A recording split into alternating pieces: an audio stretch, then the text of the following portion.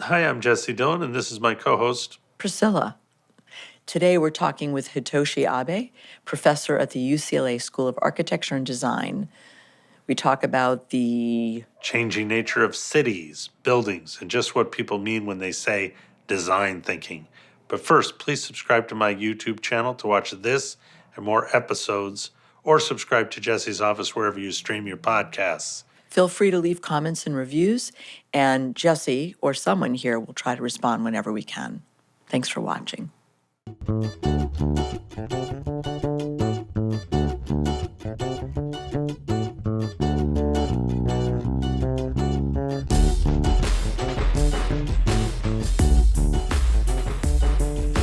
Thanks for coming over. This is where I should. Yeah. Yeah, if you want to check it out. How are you? I'm good. How have you been? Back and forth between Japan and US and kind of trying to survive. But also the funny thing is I started to be completely kind of man with no location. Right. I mean, it's I don't go, so many places. Now it's happening between US and Japan, but the thing is, like, I lost my father, and then Sorry. I was kind of, we never share the same culture, but Right. as you get old, you start to feel more connections and so on, and then as I kind of go like this, I start to feel like, oh, where am I? But isn't that good for an architect? Does it give you a new perspective?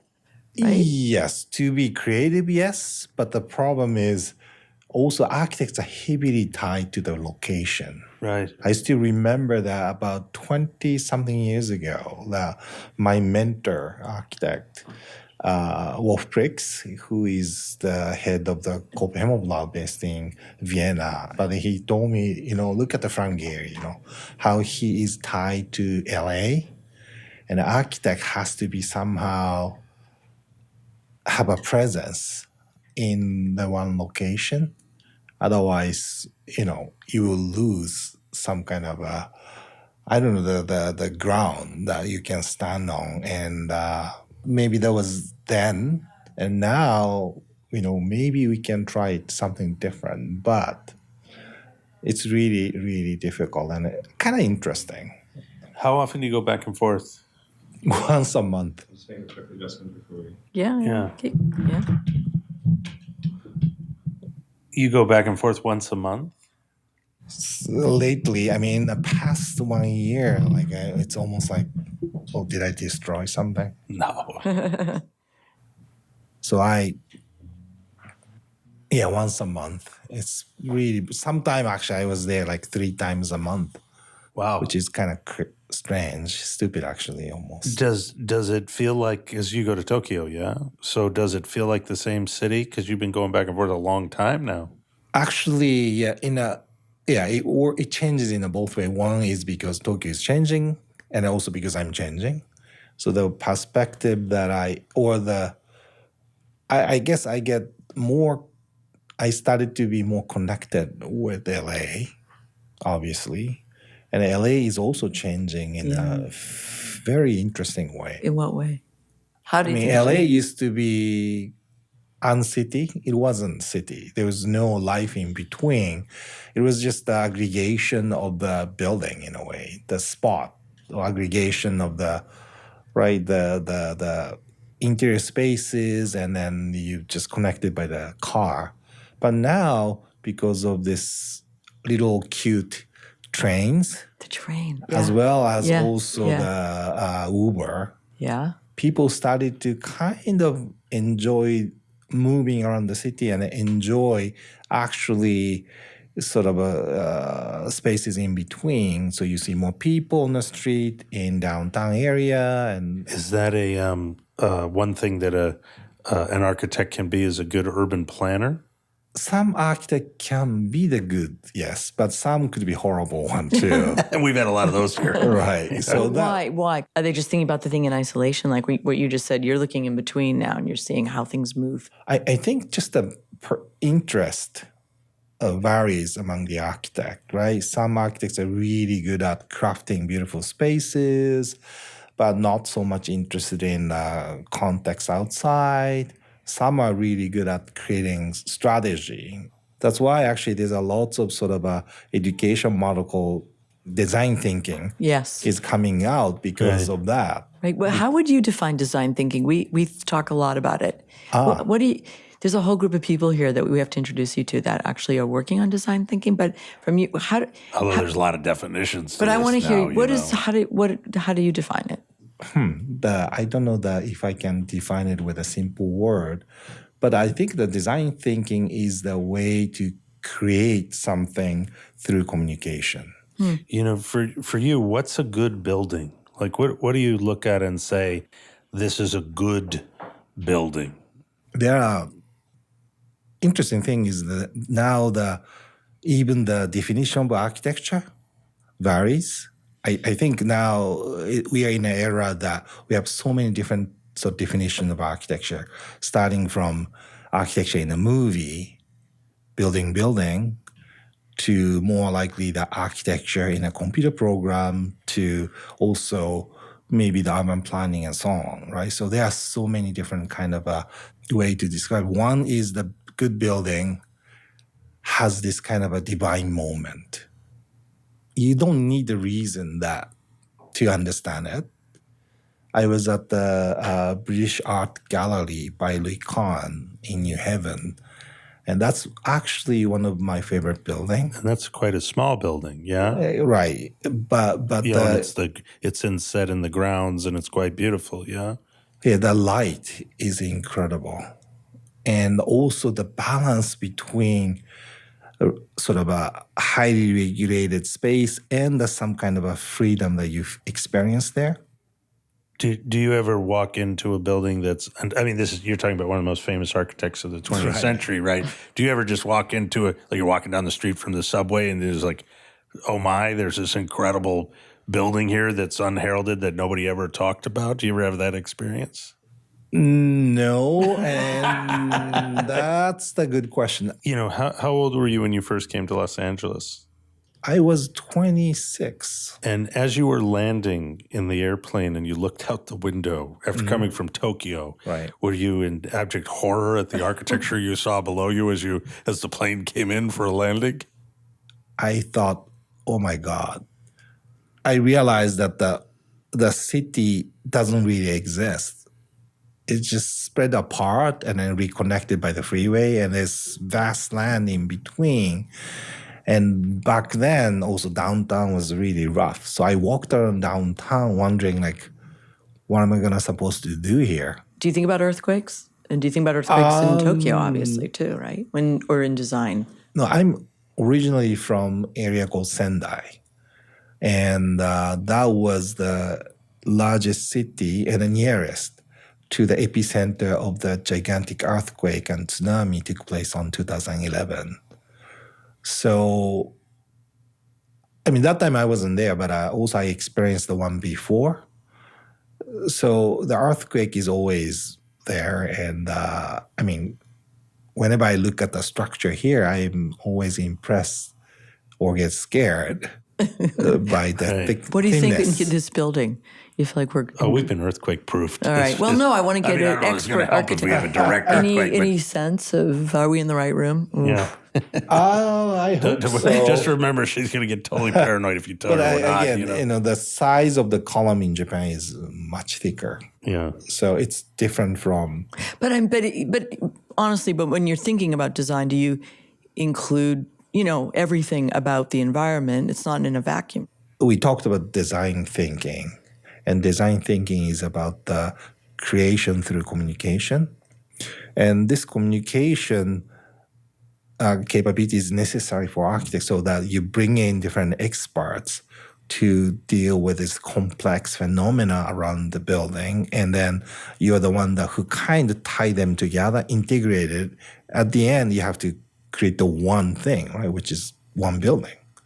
So society's changing, like Los Angeles, especially you see a lot of these characteristics in Los Angeles where it's really a city we're out here on the edge of the water. It's sort of in a lot of ways a forgotten city in America. Right.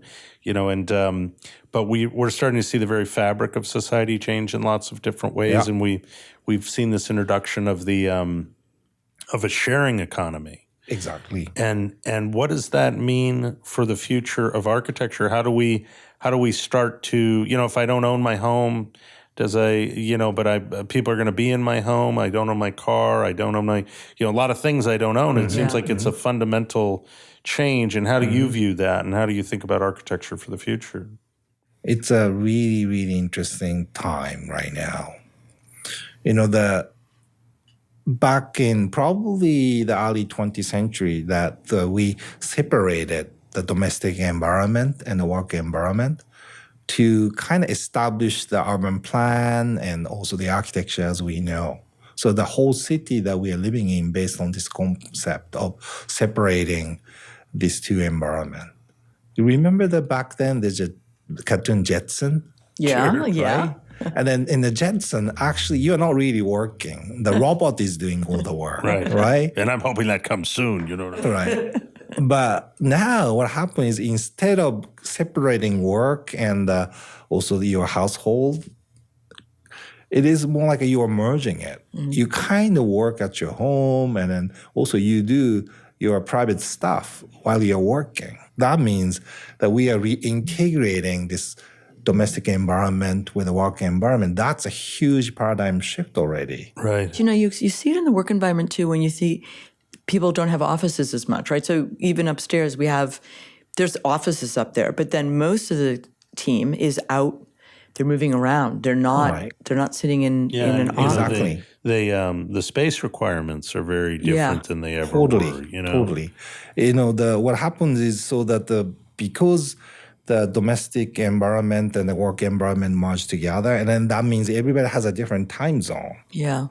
And it's really getting hard to trying to tie people under the one environment, under the one company, doing exactly the same thing. Yeah. Right. Because it's not so productive and you can be so innovative under this kind of environment. Yeah. So it's more dispersed, it's more dynamic. But do we lose our humanity that way? And how do we keep that, center of mind?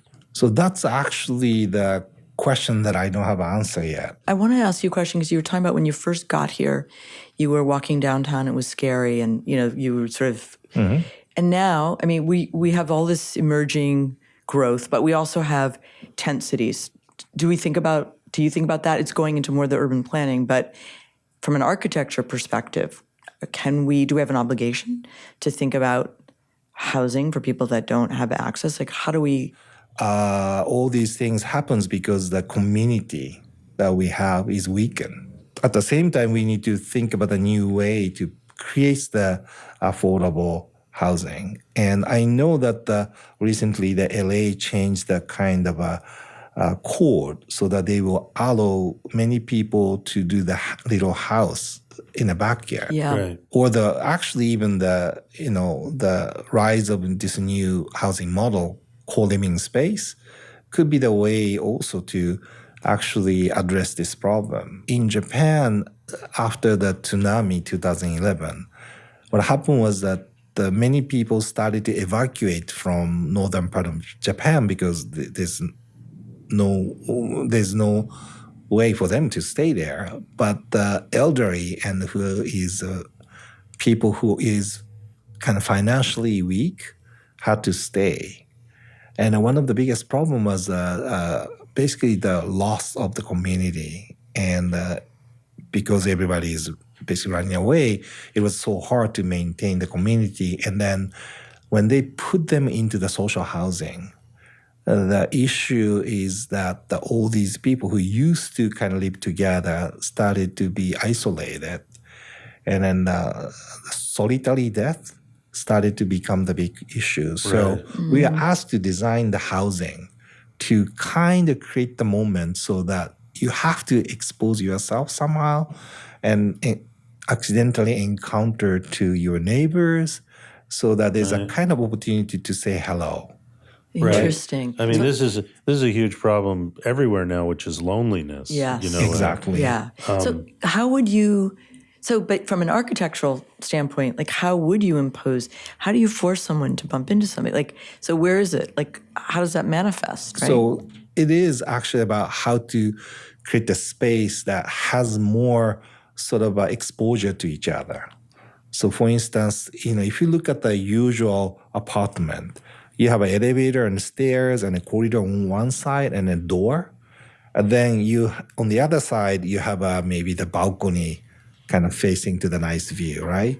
But in this organization, basically you will walk there, and once you get into the door, you will see nobody. And then usually to the side of the corridor, there's not much window.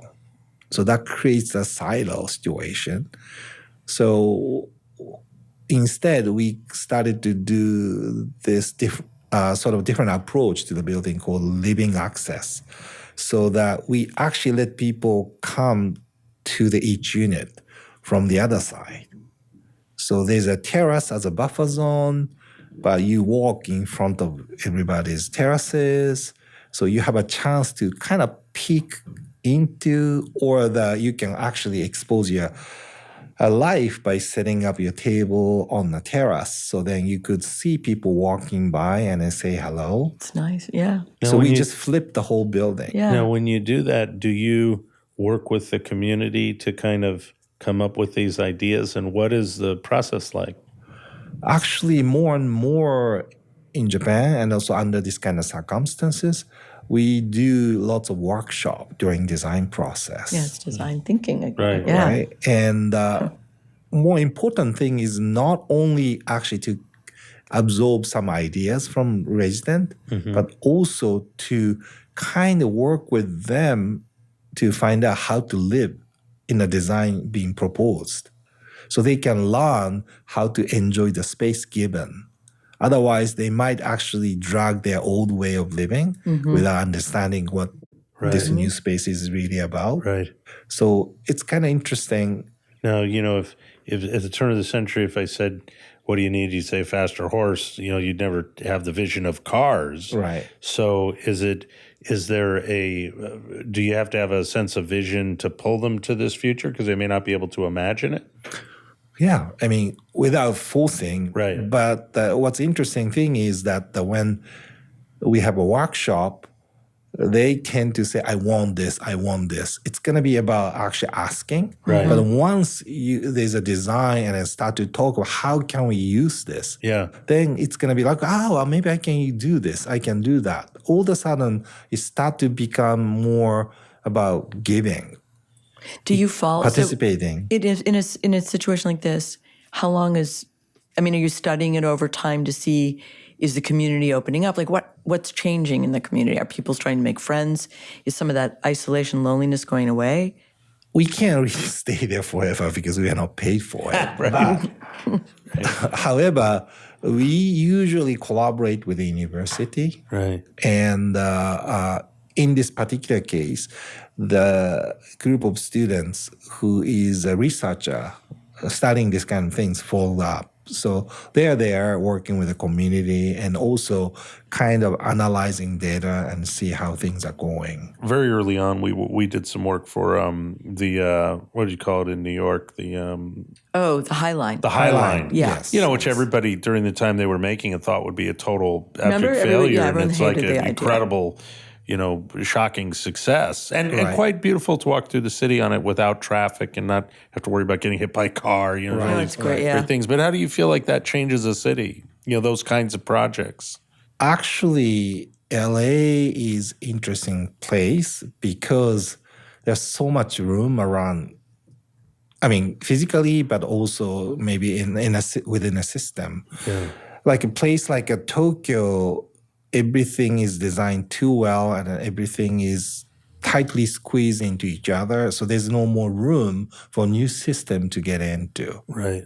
But LA, the Uber and, this new, of course, the train system and as well as Lime and bars and all this kind of a last mile transit system and so on. So there's a lots of sort of interesting sort of a room for new kind of a system can be implemented and try. I think the whole idea is that there's so much different kind of a mobility rising in between things. Yeah. I mean, Hyperloop and all these things. Yeah. Sure. And then kind of creating the big paradigm shift the way we also, think about how to move in the city. And I know my friend Greg Lin is producing also the kind of robotic kind of, I don't know how to call it. It's a kind of a robot, like R2D2, that follows you and carry your stuff. Yeah. Right. And that kind of frees you from actually carrying heavy stuff so that you can work more, you can bike more, Right. rather than taking your car in the city. Do you think that your students now, because, I mean, we feel this imminent, some people believe that climate change is upon us, not everyone, some people do. But, I mean, are the students thinking about it? Are we studying that, in how to design and the importance of all of this, sort of this full cycle of sustainability, all of it? Like, is it more of an integrated practice, whereas maybe before architecture was a kind of in isolation, now we have to think about... Well, are the kids who come into you now, are they environmentalists? Is that an important part of the practice in a way that it didn't used to be? Wow, I mean, it's also the interesting point, like how can we not only design the construction, but also the disassembly of the building, and then to see the entire building as a big flow of the resources. Yeah. And it's possible, but still the demolition is not so sophisticated. So it's hard to actually sort out the different materials. But once you imagine that every piece is tagged and then sort of followed, then it's possible actually to disassemble the building and put it together back in a different way. Yes. And they are highly interested in environmental issue, shared economy issue, and also somehow Instagram. Right. Instagram? Yeah. No, why Instagram? Instagram mentality. Right. Because it's the showcase of the thing? Like, what is it, do you think? This is something that hard for me to say, but they see that the Instagram aesthetic is really different from the traditional aesthetic. It's more sort of a one moment. But I mean, isn't that, although I don't have an Instagram, isn't that as it should be? They're thinking about the world in a new and different way than we are, in a way that maybe we can't anticipate? Or do you think it's I think the student told me that, Instagram is interesting because they can curate their own life to the public. Yeah. Which might not be exactly the same. Yeah. However, that is very important for them. And then I need to think about what the implication of such a mentality to the design of the environment. right? And seemingly the idea of design might be different from our generation. And that's why I'm just curious, right? The shared economy, environment issue, and the Instagram mentality. Yeah. All these three combined, what kind of design will rise? Yeah. And that's something that I really wants to know from our, students and from our, younger generation. Yeah. And also, again, I said, now it's a time that there's a big paradigm shift because of this reunification of the domestic and work environment. And then there's a rise of so many different kind of new building type. Right. And I was talking with somebody who is starting up the new childcare system, which is really interesting, I thought. And then the rise of this new co-working space with childcare, of course. What do you mean about the childcare? Is it to bring kids into the environment? There's a childcare. Yeah. And then there's also the place for mothers and for nursing. People can kind of work. Yeah. So in a way, you can bring your kids there and then you can work there. And so it's a hybrid. It's more productivity though, right? In this, we don't know. Right, but also the community. Yeah. Because you can actually meet with people who are in a very similar situation. Yeah. Have you seen anything recently? It could be with school or anywhere that has really knocked you out, like a building or anything, a restaurant, like you went, whoa. There's one co-working space in Japan, actually started by this eyewear company called Jins. And it was designed to maximize your concentration. Right. So there's a lot of green, and they put things in a particular way. And then also they make eyewear kind of senses how much concentrations are in. I don't know exactly how they do it. I was kind of blown away by this idea of space can really control the way you concentrate, and I'm not really sure it's a fun place to be, to be honest. And also productivity, I don't think it doesn't mean about the concentration. Sure. Right? Most of the time you get the good idea when you're totally relaxed or you're doing something strange. Yeah. However, that's a really new. And another one that I'm also impressed with is that some company created some kind of incubation to help the young startups. And that space is just a usual boring warehouse space, but they installed lots of devices so it helps people to move more freely and rearrange the space. And that made me also think, actually, it is more important maybe to sort of create flexibility in a space rather than setting sort of a beautiful, probably interior space. How to make the space more flexible so that the space can catch up with the creative, actually, dynamism of such a new environment, a new workspace. And I mean, I don't know how to do that. So the building will follow, the building can follow. For instance, now the museum is supposed to be only museum. So it's designed to last and stay for 10 years or 50 years, but then you won't really change things like maybe 10 years or whatever. But maybe in the future, the museum has to be in the gym within the duration of the hours. Right. Yeah.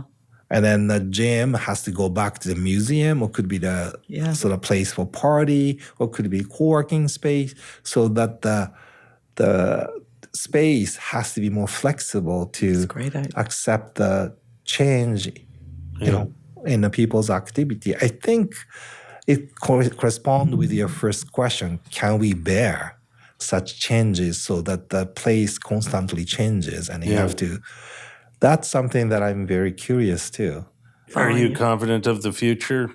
That the architects that come, that are going to design. Do you see that? That's a good question. I'm not sure if architect will play the important role as now. Yeah. Maybe the role of architect started to be diversified. Yeah. And I don't know if we can have another Frank Gehry. Right. Yeah. It's also... the architect is a conceptual thing now, I think is what we were talking about today. I think it's really so. more of conceptual. I just hope there's enough out there that are working on the social problems because, we're going to have, as we grow, we have to be flexible to bring populations with us. We really have to put our attention on that, the disenfranchised. I think the kind of a funny connection, the WeWork is expanding, right? And then they are actually trying to cover so much different area. Sure. Right, school, gym, and then the house and so on. And they talk about the community, right? Yeah. Community building and so on.